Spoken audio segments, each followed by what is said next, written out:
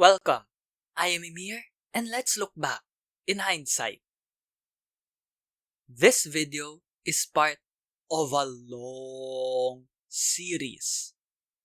BTIN Serie, Fair Use Saga, Linux Mint Saga. To watch the full video, click the link on the end screen or in the description.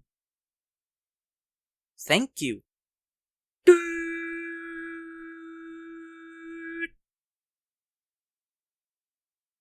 Chapter 7, Most Ambitious Release.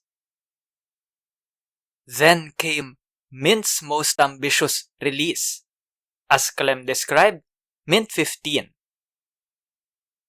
Codenamed Olivia, not Olivia. It went live on 29 May 2013, 6 months after 14 Nadia. For the first time, Cinnamon got higher billing compared to Mate. But the star of Christmas, ng Pasko, Joe Marichan, the star seemed to be MDM, which now featured 3 greeters. The GTK greeter, a simple login screen made of a GTK dialog, GTK GNOME toolkit. The GDM greeter, which supported XML themes called GDM themes. GDM, the GNOME Display Manager, of which MDM is a fork. And HTML greeters, which supported most web technologies, allowing, for example, to fly love at 30,000 feet. More from the release notes on MDM. Consistent with the ease of use? No. Comfort. Philosophy.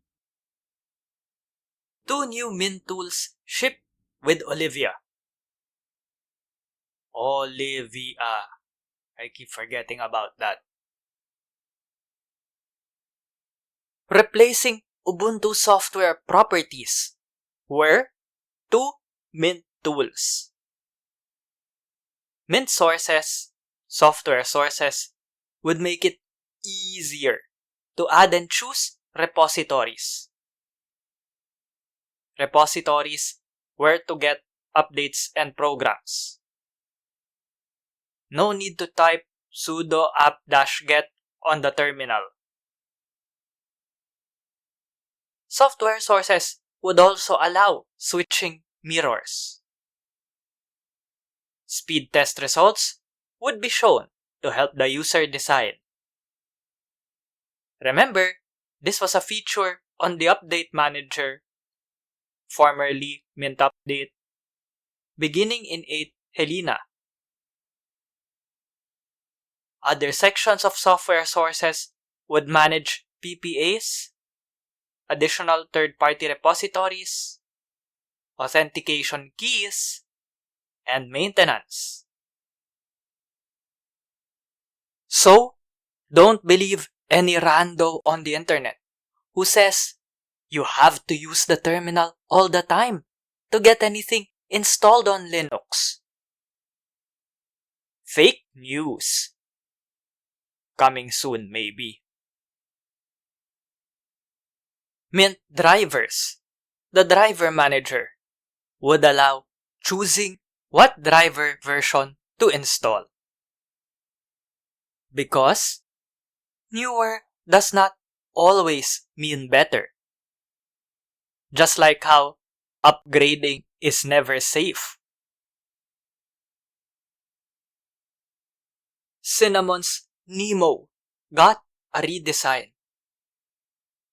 Instead of closing our eyes, let's play Spot the Differences in the comments section. Yes, my videos have audience participation. Not just subscribe and ring the bell. Nemo's sidebar could be hidden, or it could be used to display either places or the tree view. Places view allowed some items to show a used space / free space bar. New to Cinnamon was, nope, that's not a screensaver. Just like how this is not a hoverboard, these are screensavers. Olivia's is a lock screen. Just like in Android, the lock screen could feature a custom message. By May 2013, Microsoft had already discontinued desktop gadgets. At the same time, Mint was only now introducing desklets. Back when I was using the Vista sidebar, or Seven's desktop gadgets, or Carl's sidebar, I would use the slideshow, notes, news, CPU, weather, media player, and social media gadgets. In my 22 Wilma and LMDE6 installs, I use yet another RSS reader, YAR, by J. Toberling, and CPU load by Shorshi. I used to have Weather Desklet by Tipicris, but it slowed down the time it took from login to desktop. So, I stick to the weather applet on the taskbar by Mock Turl instead. For notes, I use Mint's Sticky. Spoilers for later, I guess. No need for the photo frame desklet.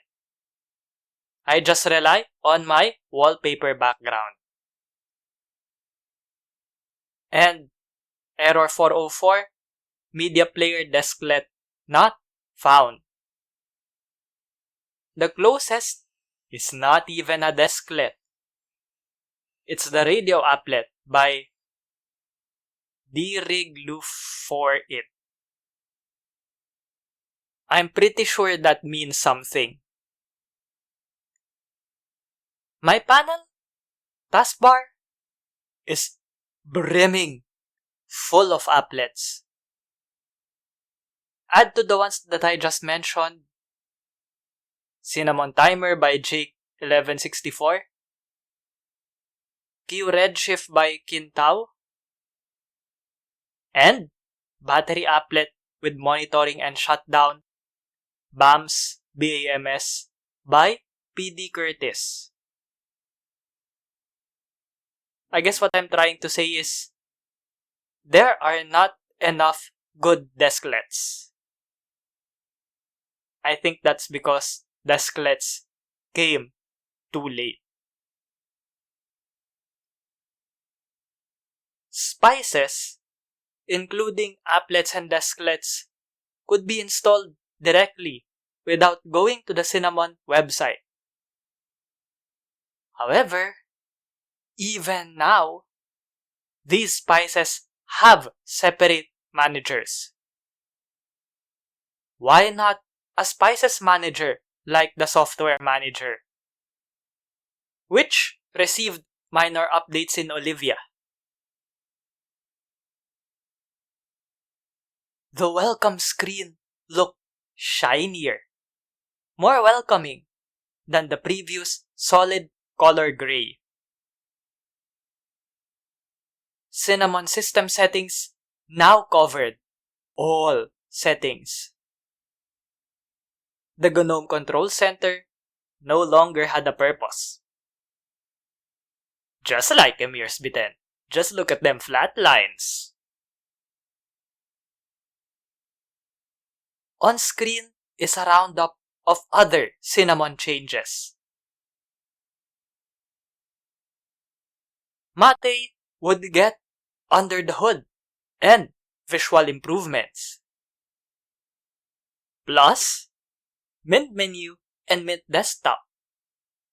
Mint tools introduced way back in 2.1 beta, with updates in every Mint version running with GNOME 2, would now be compatible with the GNOME 2 fork Mate.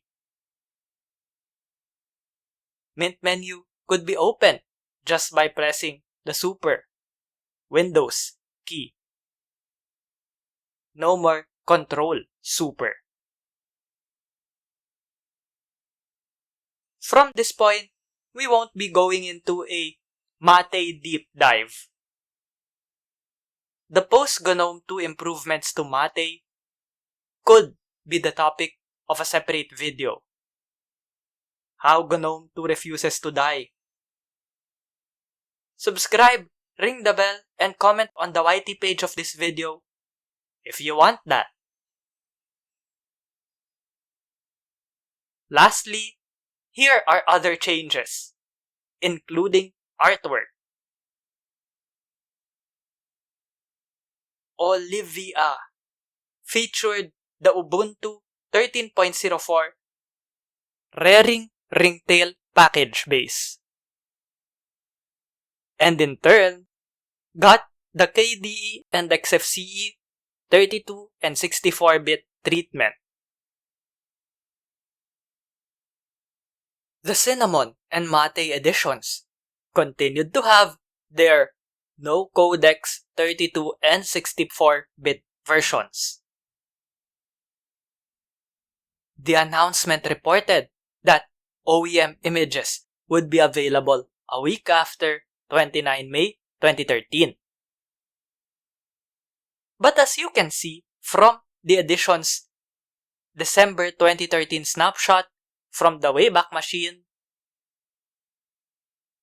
Error 404, OEM images not found. LMDE Update Pack 7 dropped on 23 September 2013, but with no new LMDE ISO. 6 months after Olivia. 6 months after Olivia. The Mint team released 16 Petra on 30 November 2013. Besides system, performance, artwork, and software manager improvements, Petra debuted. Again, Pinoy ako, Pinoy tayo. Petra debuted with the USB stick formatter, easily accessible from Nemo. Right-click USB or ISO. MDM settings were simplified to make it, quote, far less intimidating than before, end quote. The last logged-in user could log in just by entering the password. No need to look for their username. MDM also came with numlock support, which is important since without numlock, my keys in my netbook get mixed up. Since I can't see what I'm typing in, it's a struggle. With the default theme, Mint aimed to paved the way for animated backgrounds. Think Vista's Aurora or the Longhorn Days login screen. Talk about playing catch-up. Whether anyone made animated backgrounds, and more importantly, whether anyone used them, well, hello Captain Obvious. Speaking of light DM, Cinnamon would fully support it. User switching and guest sessions work.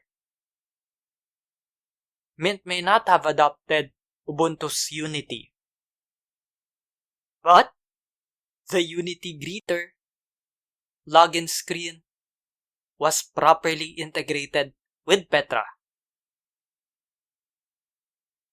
The star of the show though?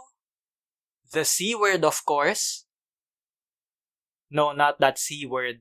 We have a long way to go before we get to lockdown 2020. Petra's star is, of course, Cinnamon 2.0 with sound effects or alerts for common events. Alerts had a separate volume slider from the main volume. User applet, taking a cue from Windows 8 Milestone 1 builds. Account details settings, as well as users and groups settings. Cinnamon was fashionably late to the Windows party.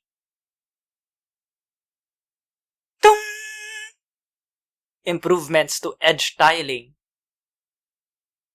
Arrow snap. Again, ease of use. No comfort for Windows users. And the new edge snapping. I always use edge tiling because I stick to one workspace. Again, I can't change the background for other workspaces, so what's the point? Edge snapping? Not so much. I prefer picture-in-picture or always on top. Cinnamon made it easier to choose an app for opening a file. File transfers continue on the system tray even if the window is closed. Another facelift for Nemo. Bookmarks and devices now appeared on the Move to and Copy to context menus. Nemo got new extensions for previewing files, just like in Longhorn days. Nemo Media Columns. Though, Media Columns is a resource hog, just like Longhorn. And Nemo Preview. A goodbye. Mint for win. The Linux Mint VM inside Windows was not available for Petra. OEM 64-bit ISOs for 16 Petra, Cinnamon, and Mate returned after being missing in action in 15 Olivia. Cinnamon, Mate, both the no codex and codex variants, KDE and XFCE, had both 32 and 64-bit releases.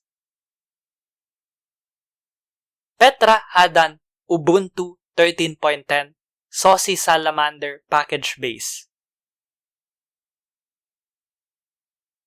November and December 2013 would mark 2 consecutive all-time highs in donations, followed by another all-time high on April 2014. Site traffic also doubled, and all statistics rose. Maybe because of Windows. Plung, plung, plung.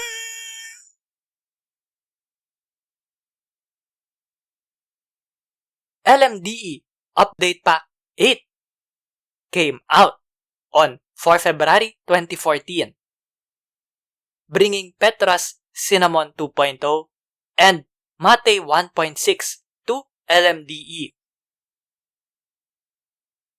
As promised, a new LMDE ISO was released on 2 March 2014.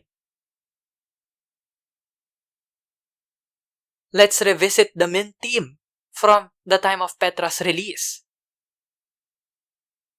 Clem did not move back to France, but replaced the Irish flag anyway. Kendall Weaver maintained the LXDE and Fluxbox editions. Although I haven't mentioned any LXDE or Fluxbox edition in this video. Chapter 7, in case you're watching the full video. Shane Joe Lazar remained with the team even after stepping down as Fluxbox edition maintainer. The team now included forums administrators and local communities leaders. That's just the main team. Thanks to Mint's growth in popularity, maybe citation needed, there were more teams outside of the main team. Teamception, I guess.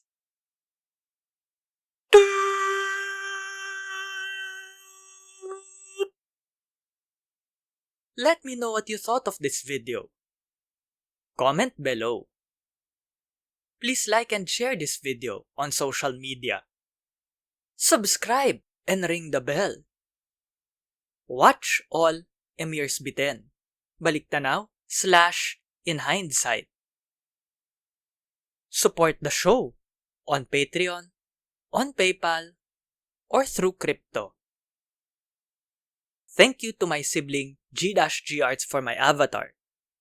Check out and support her work by clicking the links in the description. To watch the full video, the link should come up here on the end screen now. Thanks for watching. Stay safe and take care.